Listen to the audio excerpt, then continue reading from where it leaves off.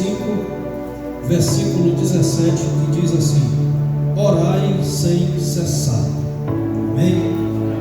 Podeis assentar em nome de Jesus. Deus nos ajude, nos conceda graça neste momento, para juntos meditarmos na palavra de Deus, pela mesma sermos edificados na fé, fortalecidos e o nome do Senhor ser glorificado. Orai sem cessar.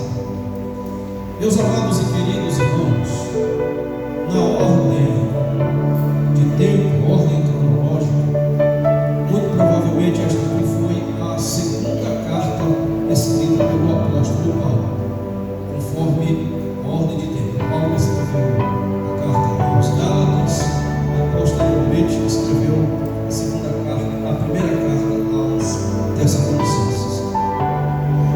A igreja em Tessalônica, ou melhor, a cidade de Tessalônica, era uma cidade grande, uma metrópole, era a capital ali da região da Macedônia, e por ocasião da segunda viagem missionária do apóstolo Paulo, conforme registra Atos dos Apóstolos, capítulo 17, o apóstolo Paulo chegou até a cidade de Tessalônica.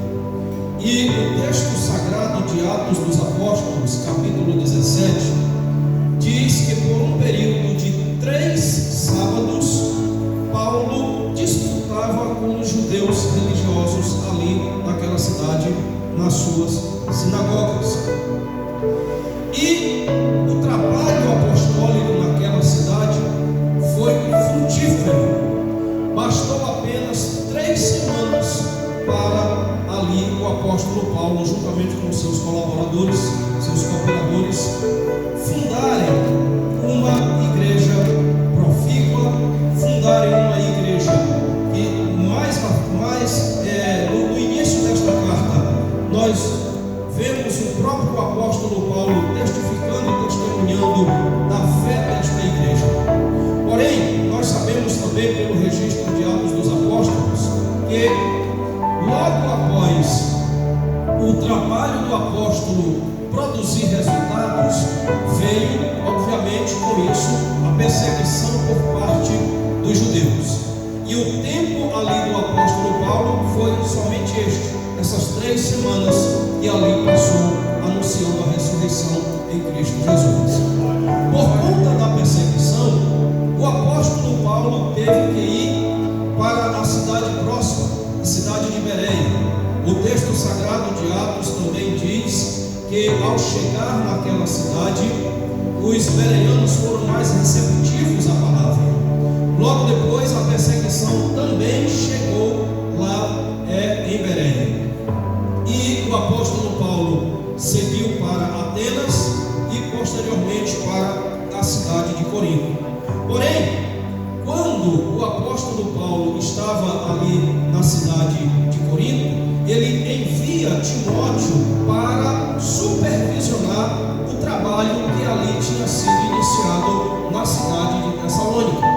Timóteo retorna para Tessalônica para confirmar a fé dos novos convertidos, para fortalecer o ânimo daqueles crentes que ali estavam e para continuar dando o discipulado, as instruções que seriam necessárias para eles, tendo em vista a brevidade do ministério do apóstolo Paulo ali naquela cidade por conta da perseguição.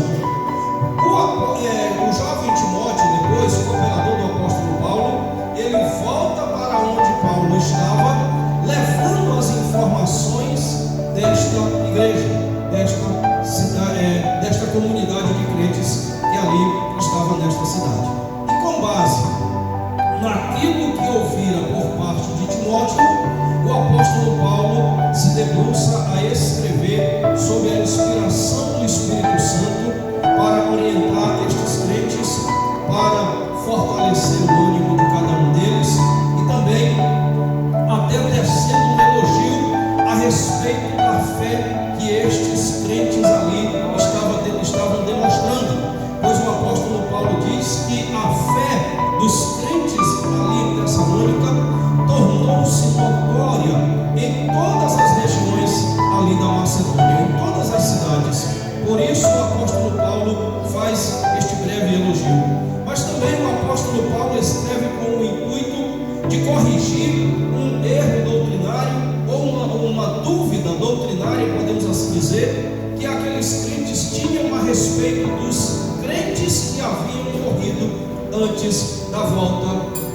orações. E aqui, a partir do capítulo 4, nós observamos o apóstolo Paulo tratando sobre essa questão. Quando nós vamos chegando para o final do texto, nós observamos o apóstolo Paulo dando alguns preceitos e saudações para os irmãos daquela igreja, conforme era costume, conforme era o estilo do apóstolo Paulo, começar suas cartas saudando os irmãos, glorificando a Deus, entrando nas questões que deveriam ser tratadas e encerrando as suas cartas dando votos e saudações para os seus leitores. E quando nós nos deparamos aqui nos preceitos que o apóstolo Paulo, as recomendações, os conselhos que o apóstolo Paulo começa a dar para esta igreja, nós observamos a partir do versículo 12, o apóstolo Paulo falando as suas últimas palavras a esta igreja, aqui nesta carta, tendo em vista que ele escreveu uma segunda carta posterior a esta, mas aqui são as últimas palavras escritas pelo apóstolo Paulo nesta primeira carta. Ele começa a dar recomendações, preceitos e conselhos aos crentes ali em diversos assuntos. E quando nós nos deparamos aqui a partir do versículo 16, ele começa a dar fortes conselhos em breves trechos escritos. No versículo 16 ele diz assim: regozijai-vos sempre. No 17 ele diz: orai sem cessar. No 19 ele diz: não extingais o espírito. No 20 ele diz: não desprezais as profecias, examinai tudo, retende o bem. No 22 ele diz: abstei-vos de toda aparência do mal. E assim ele conclui o seu escrito a esta igreja aqui em Tessalônica. E quando nós olhamos para o versículo 17, que é o objeto da nossa reflexão nesta noite, o texto sagrado diz: orai sem cessar. Meus amados e queridos irmãos, é interessante nós observarmos que o apóstolo Paulo, em poucas palavras, numa frase bem curta, num texto bem pequeno, ele consegue dar uma recomendação de uma das maiores e mais fortes práticas da vida do cristão. Qual é esta prática? Diga-se comigo, é a prática da oração. Aqui neste pequeno trecho, neste pequeno versículo, neste versículo com apenas 3 palavras, o apóstolo Paulo consegue dar uma recomendação, um conselho, um preceito a respeito de uma das maiores e mais importantes práticas na vida do crente: a oração. A oração é uma prática, a oração é um ato, a oração é uma atividade. E quando nós olhamos para o texto sagrado, desde o início das Sagradas Escrituras, nós observamos que esta prática ela sempre esteve presente na vida dos homens e mulheres de Deus. Bendito seja o nome eterno do Senhor. E quando nós olhamos para os textos sagrados, nós observamos que existem alguns termos na Bíblia que designam a prática da oração. Quando nós vemos pelas Sagradas Escrituras que esta prática já é uma prática comum, vivida e exercida pelos santos servos de Deus, nós também observamos que a Bíblia Sagrada ela usa algumas expressões para se referir à prática da oração. Por exemplo, citamos aqui alguns exemplos. Gênesis capítulo 12, versículo 8, fala desta prática como invocar o nome do Senhor. É uma das expressões, dos termos que a Bíblia utiliza para se referir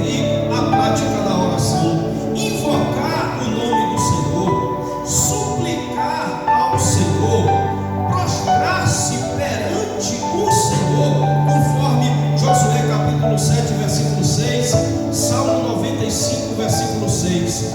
A Bíblia chama esta prática, a Bíblia se refere a este ato como suplicar, invocar e prostrar-se perante o Senhor. Bendito seja o nome eterno do nosso Deus. A Bíblia também refere-se no Salmo 5, versículo 3, como apresentar-se perante a Deus, ou seja, aquele que ora, aquele que exerce a prática da oração, aquele que exerce a atividade da oração, ele está invocando o nome do Senhor, ele está elevando uma súplica ao Senhor, ele está prostrando-se diante de Deus como sinal de reconhecimento da fragilidade, da fraqueza humana e sinal de reconhecimento da grandeza, da soberania e do poder sempiterno do Deus a quem nós estamos invocando. Irmãos, a prática de prostrar-se perante o Senhor, ela significa muito no seu exercício, porque quando nós nos ajoelhamos, quando nós nos prostramos, quando nós clamamos, quando nós invocamos, nós estamos evidenciando que nós somos necessitados e que Ele é o socorro que nos momentos de necessidade sempre vem ao nosso encontro. Nós estamos mostrando e evidenciando que nós precisamos dEle, porque dEle somos e para Ele somos. Bendito seja o nome eterno do Senhor.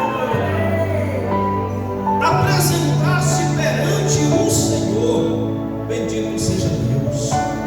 Quando nós estamos orando, é como se nós estivéssemos nos colocando, e de fato é isto, nos colocando, nos apresentando diante de Deus. Bendito seja o nome eterno do Senhor.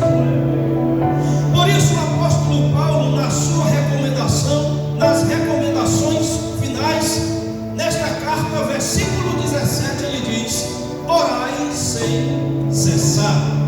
O que é interessante aqui também, que nós precisamos pontuar, é que o comentarista da Bíblia de Estudo Pentecostal, Stanley Orton, ali nas notas de rodapé da Bíblia de Estudo Pentecostal, ele comenta sobre este versículo do orai sem cessar, que isto aqui não trata-se de repetições, vãs repetições de palavras, não é apenas uma atitude de tomar palavras e repetidas vezes e usá-las repetidas vezes, sem o verdadeiro sentido da prática da oração. Mas ele diz que esta prática é muito diferente disto.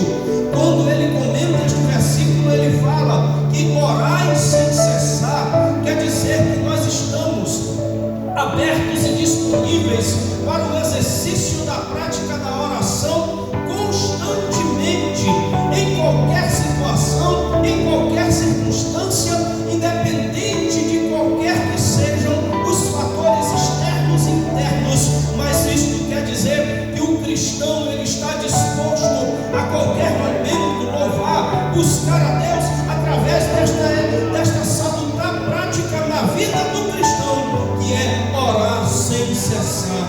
Bendito seja o nome eterno do Senhor nosso Deus. Aleluia. Por isso o apóstolo Paulo, ele fala, recomenda aqui nas linhas finais da sua carta: regozijai-vos sempre, orai sem cessar. Bendito seja o nome eterno do Senhor. E por isto, por se tratar de uma prática, por se tratar de uma ação, por se tratar de uma prática que precisa ser vivida, precisa ser executada constantemente, nós entendemos pela Bíblia Sagrada também que esta prática ela não pode ser exercida de qualquer maneira. Mas aquele que ora sem cessar, aquele que busca,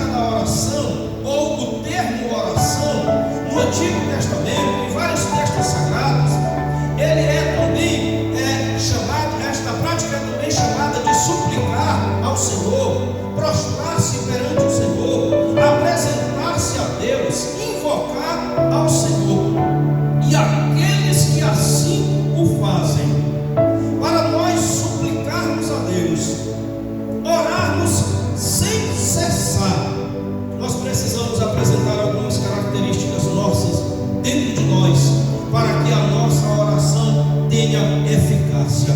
A primeira de todas essas características, e que é essencial para as nossas vidas, é o arrependimento. Diga assim comigo: a primeira característica é o arrependimento. Aleluia. Bendito seja o nome eterno do Senhor.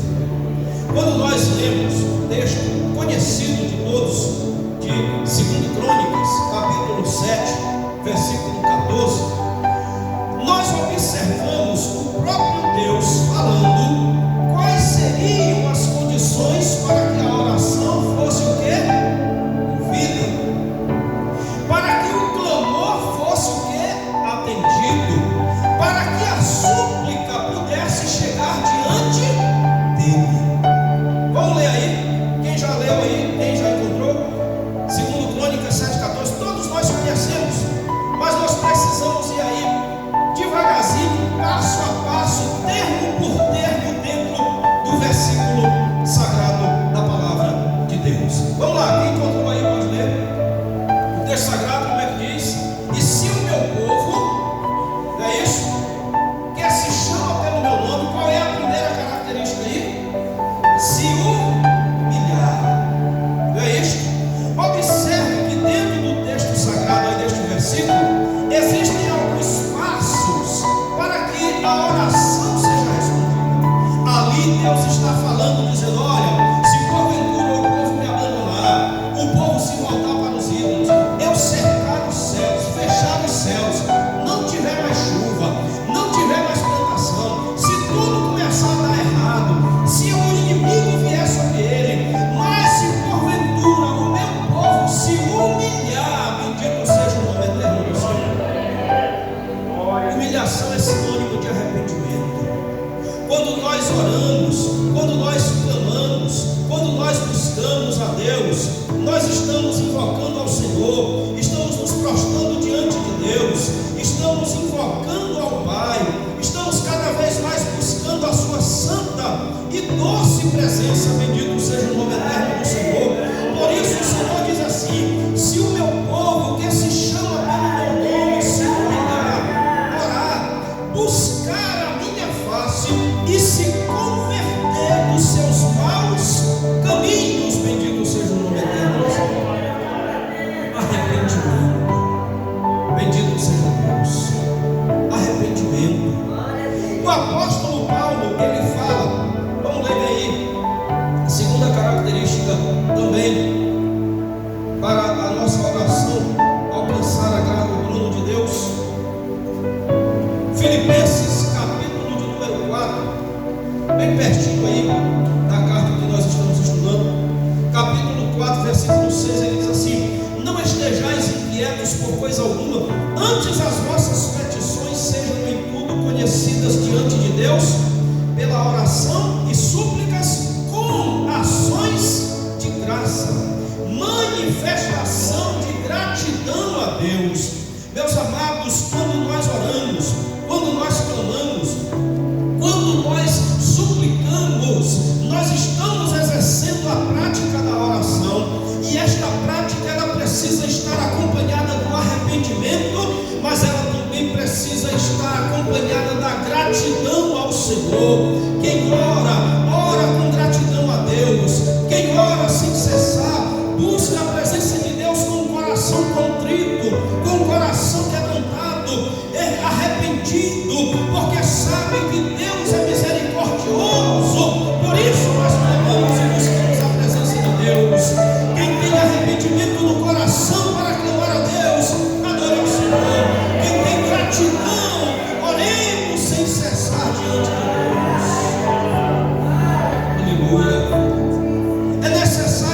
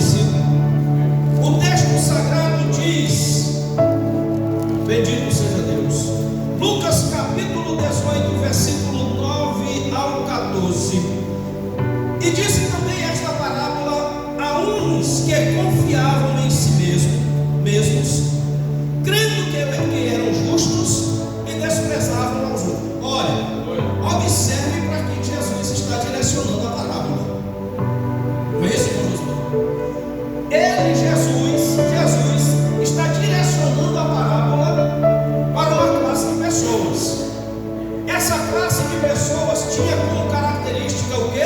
Vamos lá. Confiavam em si mesmos. Diga assim comigo: confiavam em si mesmos, crendo que eram justos, e desprezavam quem? Essa classe aqui orava. Orava ou não orava nunca? Orava. Jesus está proferindo aqui a parábola para esta classe de quem? De pessoas que confiavam em si mesmos, que se achavam justos, e por conta disso desprezavam os outros. Aí ele conta a parábola, né? O cidadão subiu ao templo para orar, chegando lá e disse: Senhor, eu te agradeço porque eu não sou como o irmão Paulo. Eu sou justo, eu sou um direito. Eu te agradeço porque eu sou dizimista, eu faço minhas coisas. Era assim que ele orava, não é, irmão? E o outro coitado lá, assando os irmãos. Tem misericórdia de mim porque eu sou pecador. Tem misericórdia de mim porque eu sou pecador. Tem misericórdia de mim porque eu sou pecador. Qual dos dois desceu justificado? O pecador arrependido, o pecador humilhado.